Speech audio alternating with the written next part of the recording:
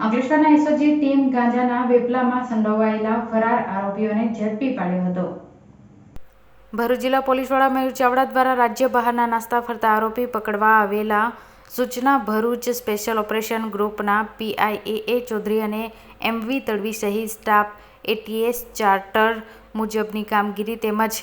એડીપીએસના ગુનામાં નાસ્તા ફરતા આરોપી પકડી પાડવામાં પેટ્રોલિંગ અંકલેશ્વર વિસ્તારમાં હતા। તે દરમિયાન બાતમી મળી હતી કે ગત 31 જાન્યુઆરી 2024ના રોજ એસઓજી ભરૂચ દ્વારા સારંગપુર ગામના મંગલદીપ સોસાયટીની બાજુમાં ખુલ્લી જગ્યામાંથી 10,003 કિલો માદક પદાર્થ ગાંજો મળી કુલ 6.10 લાખનો મુદ્દામાલ જપ્ત કરવામાં આવ્યો હતો, જે the narcotic drugs and psychotropic substance એક્ટના ગુનામાં સંડોવાયેલા નાસ્તા ફરતા આરોપી દીપક હૃદય નારાયણ મંડલ ગટખોલ બ્રિજ નીચે